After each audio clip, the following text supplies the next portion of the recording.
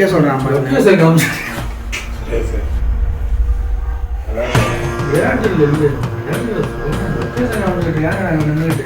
தாத்தா உட்காந்துருந்தாங்க. சாமி அலங்காரம்லாம்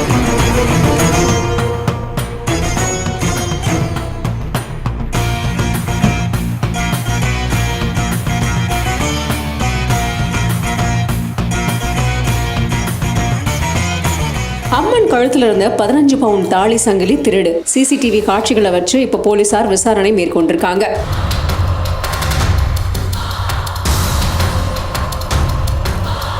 திருச்சி மாவட்டம் முசிறி அடுத்த தொட்டியம் மதுரை காளியம்மன் கோவில்ல அம்மனோட கழுத்துல இருந்த தங்க சங்கிலி, தாலி இந்த மாதிரியான விஷயங்கள் எல்லாம் திருடு போயிருக்கு. இப்போ இந்த சம்பவம் பக்தர்கள் மத்தியில பெரும் பரபரப்பை ஏற்படுத்தி இருக்கு.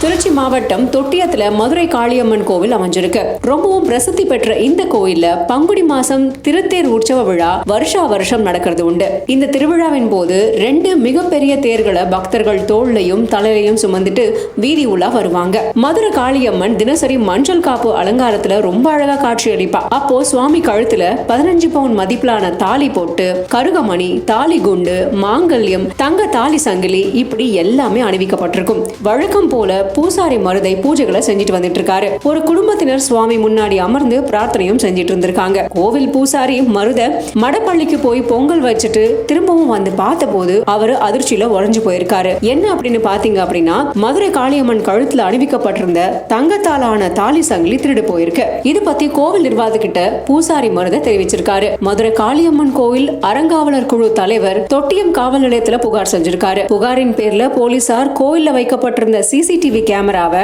ஆய்வு செஞ்சிருக்காங்க. கணவன் மனைவி குழந்தையோட வந்து சுவாமி தரிசனம் செஞ்சுட்டு போனதுக்கு அப்புறமா தான் தாலி சங்கிலி திருடு போயிருக்கிற விஷயம் தெரிய வந்திருக்கு. திருடிக்கிட்டு கார்ல ஏறி போனது முதல் கட்ட விசாரணையில தெரிய வந்திருக்கு. சிசிடிவி கேமரால பதிவான காட்சிகளை வச்சு காளியம்மன் கழுத்துல இருந்த தாலியை திருடிட்டு போன நபர்களை போலீசார் ரொம்ப தீவிரமா தேடுற பணியில இப்போ ஈடுபட்டிருக்காங்க. அம்மன் கழுத்துல இருந்த தாலி சங்கிலி, மாங்கல்யம் இந்த மாதிரியான விஷயங்கள் திருடு போன சம்பவம் அந்த பகுதியில் இருக்கிற பக்தர்களுக்கு பெரிய அதிர்ச்சியும் வருத்தத்தையும் கொடுத்திருக்கு.